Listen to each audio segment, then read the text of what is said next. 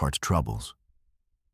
The basement door slams shut with the bolt sliding home. And above it all, above the muffled screams, above the sirens wailing across the snow-covered lawn, the match strikes. The orange flicker catches the gasoline-soaked floorboards, and Thomas reaches for Anna's hand one final time as the fire races toward them through the darkness. But that's the ending, not the beginning. 13 hours earlier, the Christmas Eve party was suffocation wrapped in tinsel. The attic ladder creaked under Anna's weight, that old wooden thing that had been pulling down from the ceiling for 30 years. Her flat-soled leather boots, the ones with the worn heels, gripped each rung as she hauled herself upward, her fingers painted with chipping crimson nail polish wrapped around the rough, dusty edge of the hatch frame. The wood splintered slightly under her grip. Below, jingle bells crashed through the Victorian house in that relentless, cheerful way that made her teeth ache. She pulled herself through the rectangular opening and into the attic. Darkness. Dust motes suspended in the sliver of light bleeding up from below. The air was cold and thick, carrying the smell of old wood, mothballs, and something metallic she couldn't quite place. The attic had that particular silence of abandoned spaces, the kind that pressed against your eardrums. Anna crawled across the plywood floor on her hands and knees. Her palms left brief sweat marks on the dust. Around her were the usual relics. Stacked chairs with burst velvet seats, a dressmaker's dummy with no head, towers of boxes labeled in handwriting that had faded to ghost gray. Christmas decorations in cardboard, the kind that hadn't seen daylight since the previous December. She was looking for a gift. A real gift. Not the cashmere sweater or the spa certificate wrapped in gold paper downstairs. Grandmother always hid something better in the attic. A piece of jewelry, usually. Something with actual weight to it. Anna reached out with her right hand, her palm flat against a stack of yellowed newspapers stacked like a brick wall. The dates on the front read, December 1994, in faded black typeface. St. Albans Gazette. St. Albans Gazette. St. Albans Gazette. She pushed them aside, and they scattered like playing cards. The gap appeared between two floorboards. Jagged, irregular, the kind of gap that shouldn't exist in a well-maintained attic. But there it was, a space just wide enough for fingers. Anna hesitated for only a second. Then she plunged her arm into the darkness beneath the boards. Her fingernails scraped against something cold and metal, hard, heavy. She gripped it and jerked her arm back, and dust plumes erupted around her like a small explosion. The object came free. A blue velvet-covered box, the kind that had once contained jewelry, the kind that had weight and secrets. The silver clasp was rusted orange at the edges. Anna sat back on her heels, turning the box over in her hands. The velvet was soft, but dusty. The clasp was broken at the hinge, hanging loose. She pressed her thumb against the metal and pushed. The latch gave way with a sharp snap. The lid flew back.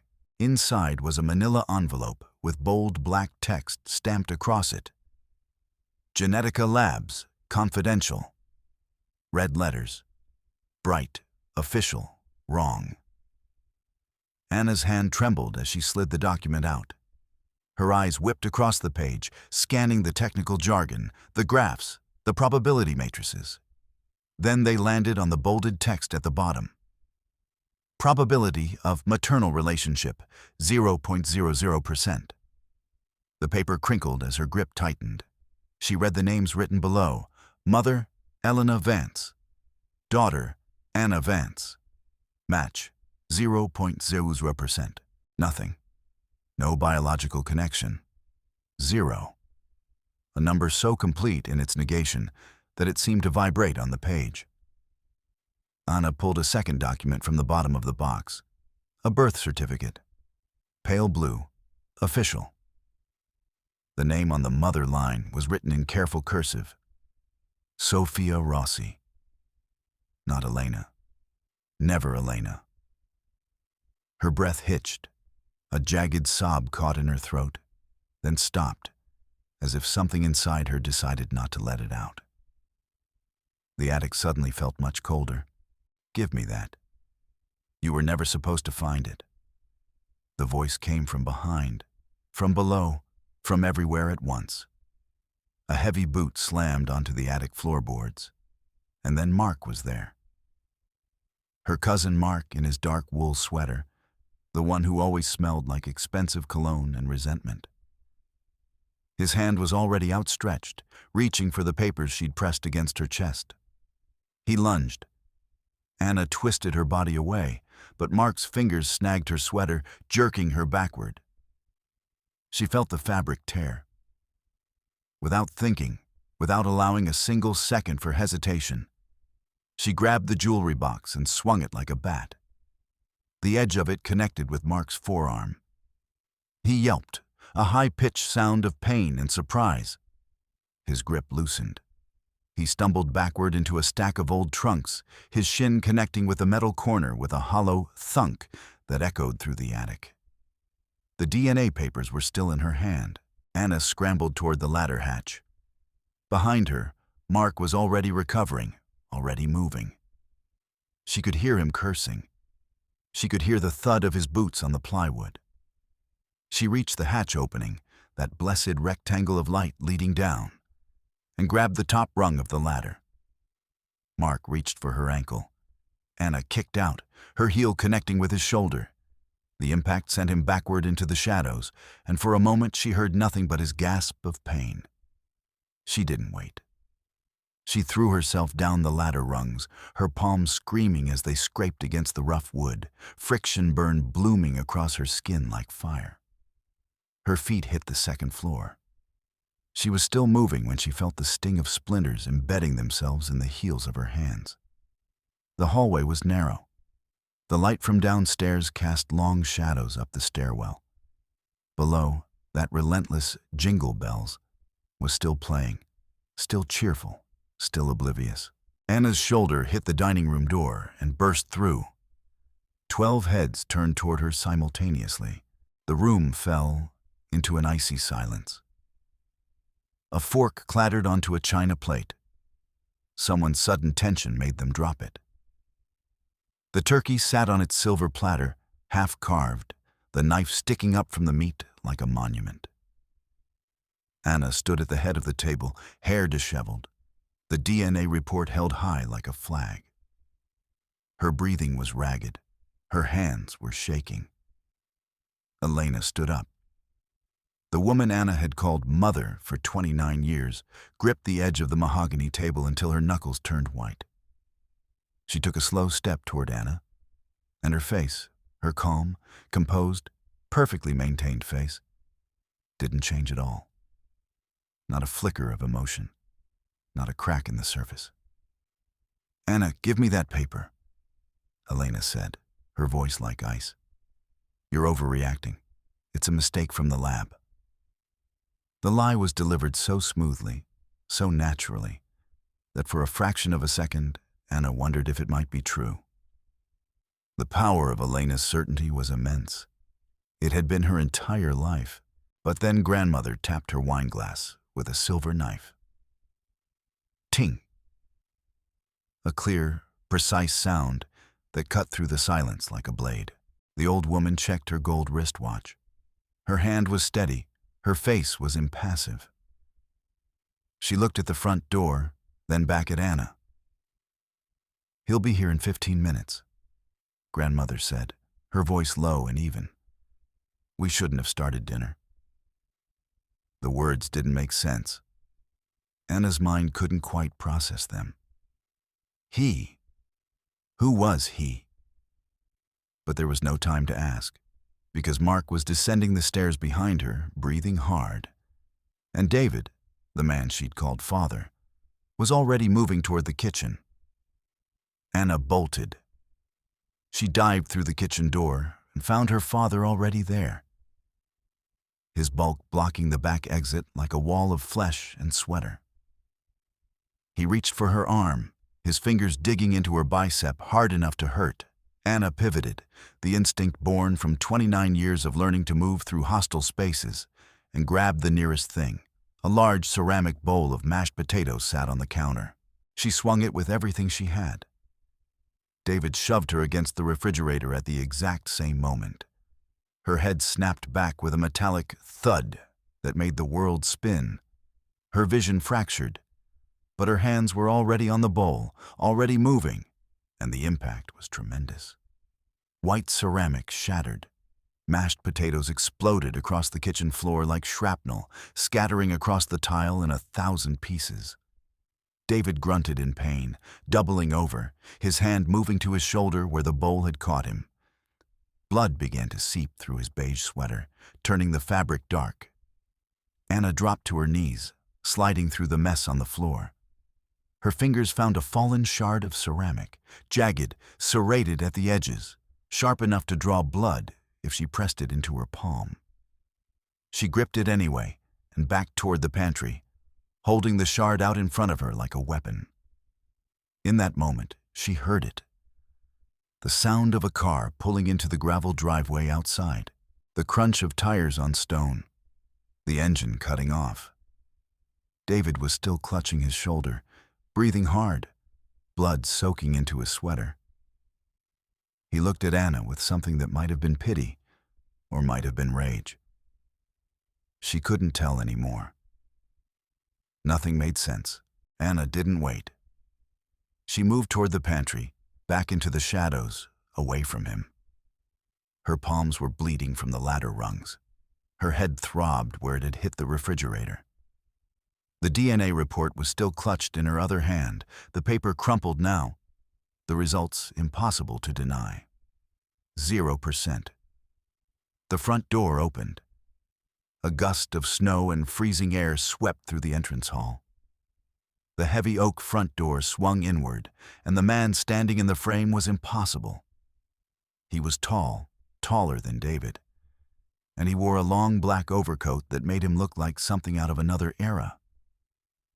His hair was dark, shot through with silver at the temples. His face was angular, sharp, defined by the same bone structure that Anna saw in her mirror every morning. The same jawline, the same cheekbones, the same piercing green eyes. He shook snow from his hair and stepped inside.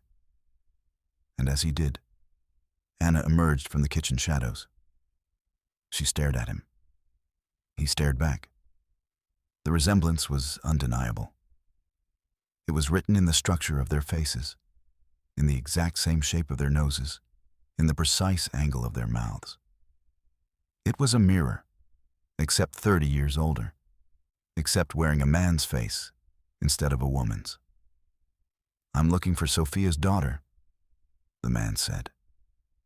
His voice was deep and raspy, scarred by cigarettes or age or both. "I assume you found the papers." He reached into his pocket and pulled out something that made Anna's breath stop in her throat. A matching blue jewelry box. Pristine, untouched. The twin of the one she'd pulled from beneath the floorboards. This was when everything became clear and impossible at the same time. Mark came charging into the living room like a bull, and in his hand was the fireplace poker, a heavy iron thing with a cruel point. He swung it with all the rage of family blood and family secrets, and the iron whistled through the air like a blade seeking flesh. The poker narrowly missed the stranger's head. Instead, it crashed into the glass-fronted cabinet, and the crystal inside burst into 1,000 fragments. They rained down onto the Persian rug, twinkling and sharp, pieces of something beautiful destroyed. "He's trying to take her," Mark screamed, his face red, his eyes wild. "He's trying to take her." The stranger grabbed Anna's waist and hauled her behind him. His body was suddenly between her and Mark, a wall of protection. He raised his leather-bound briefcase to block Mark's second swing. The iron clanged against the leather, a terrible metal-on-metal sound, And then the stranger kicked out. His boot connected with Mark's kneecap. Something in the knee bent in a way it shouldn't. Mark's leg gave out beneath him, and he collapsed onto the rug, screaming, the poker clattering away across the hardwood. "Run," the stranger said. "Go." Through the door. But Anna couldn't move. She was frozen, staring at this man who looked like her, who had pulled a matching blue box from his pocket, like they were the same person split across decades. Elena and David blocked the hallway. They weren't trying to talk anymore. They moved with professional, synchronized intent. The kind of movement that suggested practice, planning, a choreography of violence. David produced a roll of silver duct tape from his pocket and began to unwind it with deliberate, measured movements. The stranger grabbed Anna's hand. "Now." They ran. The basement stairs descended into darkness. The air grew colder and damper with each step down. At the bottom was concrete, shadow, and the smell of earth. The stranger pulled Anna down into that darkness, and then the heavy oak door at the top slammed shut above them. The bolt slid home with a definitive clack that echoed through the basement like a coffin lid closing. Anna tumbled down the last few stairs. Her hands scraped against the cold concrete at the bottom. She came to rest on the floor, breathing hard, her palms stinging, the DNA report still somehow in her possession. The stranger sat in the corner, blood trickling from a cut on his forehead. He looked at her across the dim space. The basement was lit only by a bare light bulb hanging from a wire, swinging slightly, casting moving shadows that made everything look apocalyptic. "I should have come sooner," the stranger said. His voice was quiet, nearly a whisper, but it carried the weight of decades. "I should have gotten you out of this house when you were born."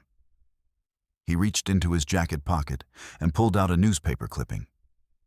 It was folded, fragile, dated December 24th, 1995. The headline read, "Infant abducted from St. Jude's ward." The stranger unfolded it carefully, as if the paper might disintegrate in his hands. "They didn't adopt you, Anna," he said. His eyes were fixed on hers. "They took you. That night in the hospital. There was a child born in the maternity ward. A girl, my daughter. She was born healthy, perfect. And then, she was gone." He turned the newspaper clipping toward her.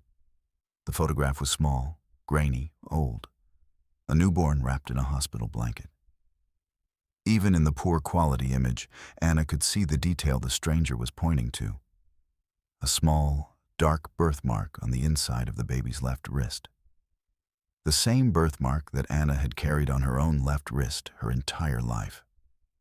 "They came to the ward," the stranger continued. "Staff, nurses. They said there'd been an accident. They said my daughter had died. They said it was sudden. They said there was nothing anyone could have done." He paused. The light bulb swung. Shadows danced. "They lied," he said. "They took her because they wanted a child. Because the couple, your parents, or whoever they are, they'd lost a child a year before. They were desperate. And Sophia, my ex-wife, she worked at the hospital. She knew people. She arranged it. And then she..." He trailed off, his jaw tightening. "She disappeared. Changed her identity. Left the country. Or so I thought." "I don't understand," Anna said. Her voice sounded like someone else's voice. Someone young and small and lost. "You're not their daughter," the stranger said. "You're mine. My name is Thomas Rossi, and I'm here to take you home." Above, the sound of footsteps. Heavy boots on the kitchen floor. Muffled voices. A new sound. Something liquid being poured. Something sloshing. Water? No, not water. Anna's nostrils flared. The sharp, Chemical scent began to seep through the floorboards above. Gasoline. Anna jumped, her fingers clawing at the rusted iron handle of the coal chute high on the wall. The metal was crusted with decades of oxidation, covered in the detritus of 100 winters. She hauled on it with everything she had, throwing her entire body weight into the effort. The handle snapped off in her hand. She fell backward into the dirt floor of the basement, the useless metal clattering beside her. Her breath came in short, panicked bursts. Thomas was moving around the basement, looking for any other exit, any way out. There was none. Just concrete walls, the locked oak door above, and the coal chute that was sealed shut. A drip fell from the ceiling, then another.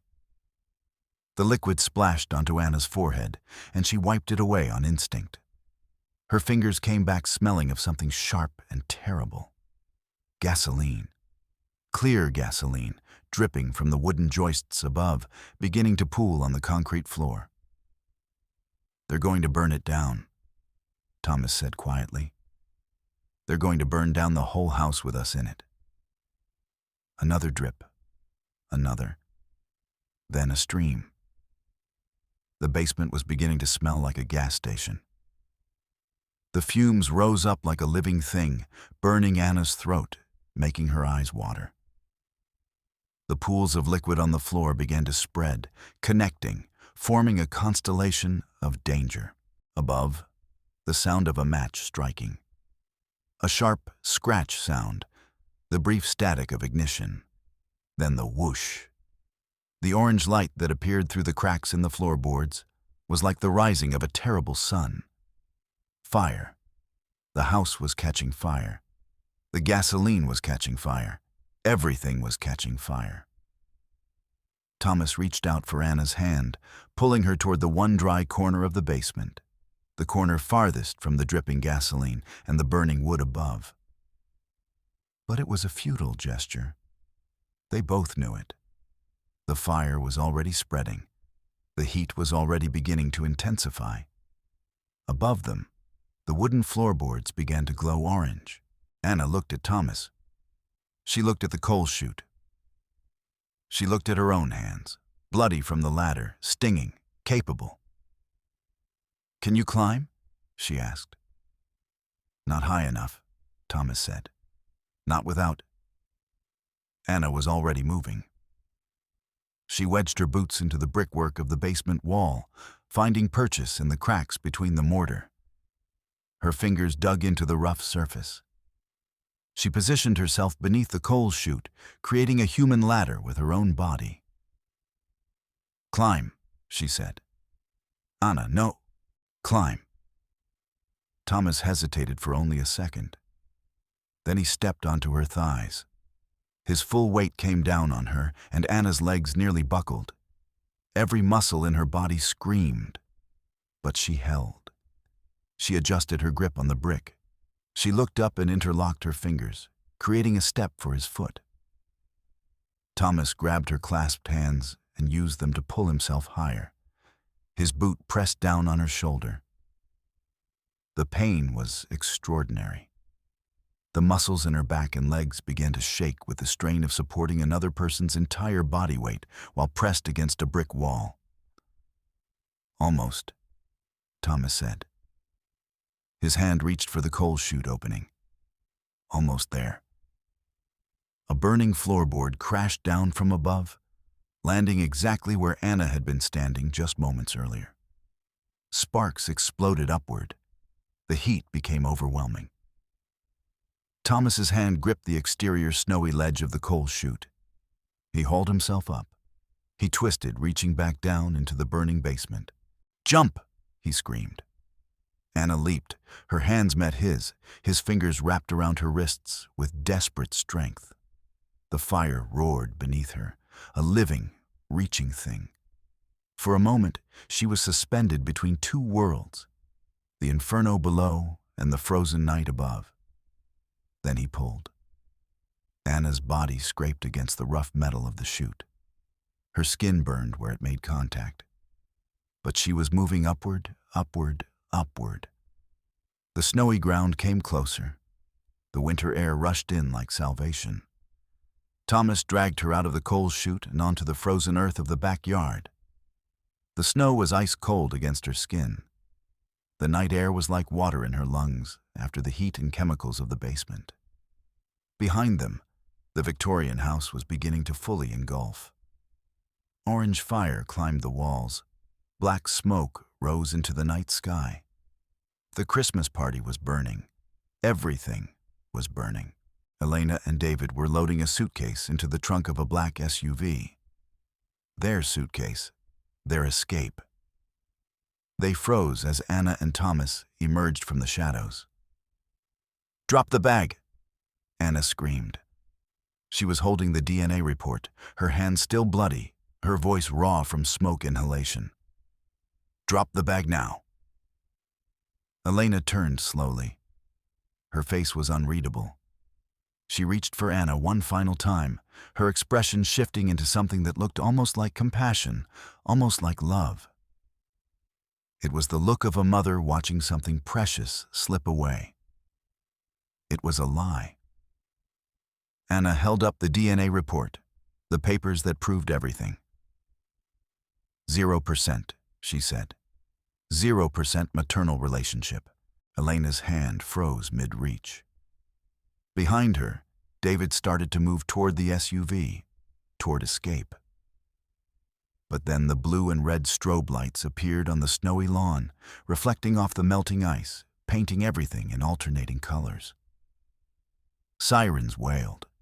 Police cars crested the driveway. An officer's hand entered the frame and grabbed Elena's shoulder. "Police, don't move," the officer commanded. Elena's face crumpled, not in grief or regret, but in simple frustration, the frustration of a plan that had been interrupted, a scheme that had failed. She didn't look at Anna. She didn't try to explain or plead. She simply allowed herself to be led away, her composure finally cracking, her movements becoming jerky and desperate, as the handcuffs clicked shut around her wrists. David didn't resist either. He simply held out his arms, his shoulders still bleeding, the duct tape still in his pocket. The police led him toward a second car. The suitcase lay open on the ground, its contents spilling out. Silver flatware, jewelry from the grandmother's collection, passports with names that weren't theirs, cash in multiple currencies. All the evidence of a planned disappearance. Thomas put his arm around Anna. The fire was beginning to be controlled by emergency personnel who'd arrived in fire trucks.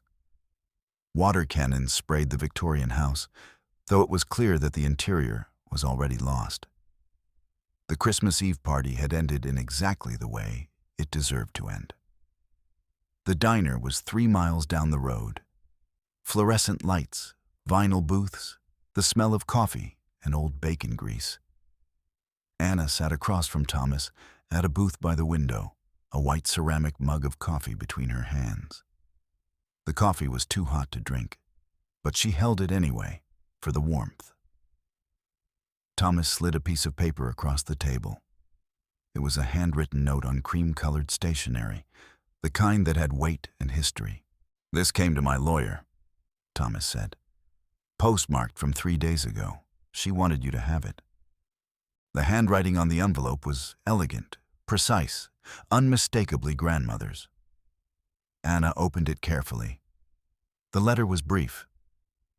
"My dear girl, I could not stop them then, but I fixed the floorboard for you. I left the blue box exactly where you would find it during your annual attic search for hidden gifts. Your father, your real father, has been searching for you for 29 years. His address is included. Go find him. Be free from this house and everyone in it. You owe them nothing." The letter was signed simply, "Your grandmother." Anna read it twice. Then a third time, Thomas reached across the table and placed his hand on the table beside hers. Not touching, not presuming, just present. She looked up at his face, at the features that matched her own, at the green eyes that were her green eyes, at the structure of a life she'd never known. But that was written in her bones. She reached out and placed her hand over his. The birthmark on her wrist, the small dark mark she'd carried her entire life, was visible in the fluorescent light of the diner. The same mark that had been on the photograph from 1995. The same mark that had never made sense, that had always been just a small oddity, a quirk of her skin. It made sense now. Outside, the snow continued to fall, covering the world in white, erasing the traces of the fire, the violence, the 29 years of lies. Thomas squeezed her hand gently. "What happens now?" Anna asked. "Now," Thomas said. "We figure it out. Together. No lies. No hiding." Anna looked at his face. She looked at the letter from grandmother. She looked at the small, dark birthmark on her wrist. She picked up her coffee mug and took a sip. It was still too hot, but she drank it anyway. The diner hummed around them. Soft music played from invisible speakers. A waitress moved between tables, pouring refills into white ceramic cups. Outside, the snow fell harder. Anna set the mug down. "Tell me about Sophia," she said. Thomas exhaled. It was a long, slow breath. The kind of breath a man takes when finally allowed to speak the truth after decades of silence. "She was," he began. "She was," and as he talked, as the snow continued to fall outside the window of the diner, as the fire burned out in the Victorian house 3 miles away, Anna listened to the story of her real life. The story that had been stolen. The story that was, at last, being returned to her. Outside the diner window, the night deepened. The snow fell. The Christmas Eve that had begun with suffocation and secrets was ending with something else entirely. Something that had no name because it had never been allowed to exist before. The vinyl of the booth was cracked and worn. The coffee was too hot. The fluorescent lights buzzed overhead with the sound of 10,000 nights, 10,000 stories, 10,000 people sitting in diners, telling each other the truth after the lies had finally run out. Thomas talked. Anna listened. And the snowfall continued, gentle and relentless, covering everything, erasing everything, making the world new again.